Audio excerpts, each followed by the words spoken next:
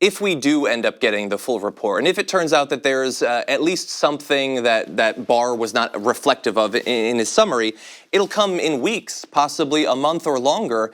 And we've already had multiple news cycles of people who have not read a single word, not in the Barr summary of the Mueller report, who are now saying, because it doesn't show that there was collusion, there was nothing the whole time. We learned nothing, 700 days of investigation, there was nothing there, which to me seems like that must come as great news to Manafort and Cohen and all of those. I wonder about the damage that will be done to our long-term interpretations of this entire cycle of history based on how quick people are to try to take Barr's summary and say, because this confirms what I've been saying, we don't need to actually see it. And the storyline might have already been established at that point. Are you worried about that too? Yeah, I mean, I'm worried to some extent about the lying going on, about this false narrative that the Barr report is a trustworthy exoneration of Trump. Therefore, prompting people to have to deny their own eyes and ears and reality in a very Orwellian kind of way.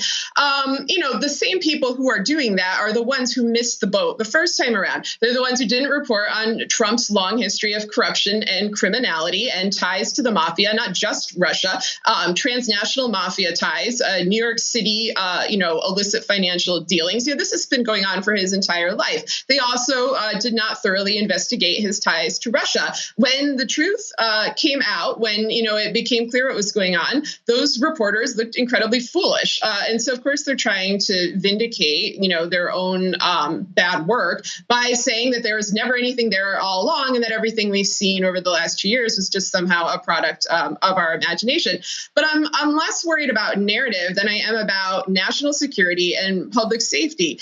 This is an administration that is committing extreme crimes against human rights. It's a kleptocracy. It's partners with autocrats around the world, Putin in particular, but also, today we're getting news that Trump is making deals to give nuclear material, to sell nuclear material to Saudi Arabia. That's the sort of thing that Flynn was trying to do under the radar, that Kushner was trying to do under the radar, and illegally. Now they're just being upfront with it. This is very dangerous. The people who the Trump administration is partnering with are the worst people in the world. It's dictators, it's the mafia, it's hardened criminals who have no interest in the public well-being of the United States, and neither does Trump or his administration. And so in my mind, indictments were always more important than the Mueller report, because we kind of know what's in that report because we've been watching it with our own eyes. What we need are for vulnerable Americans, which basically includes everyone,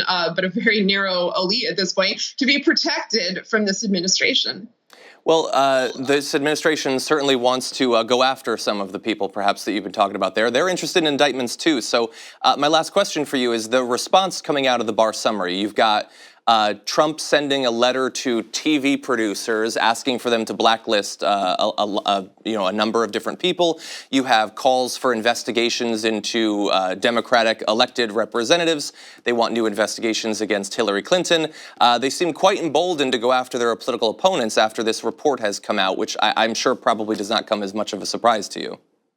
No, it's not a surprise at all. And they would have done this no matter what the Barr report had said, or the Mueller report. The reality TV president wants his show trials. They've floated this idea in the past, of basically prosecuting anybody who brought to public attention the illicit and illegal dealings that they have been making, with Russians and with other bad actors around the world. And of course, they want this story suppressed. They want to keep that money flowing. It's not that complicated.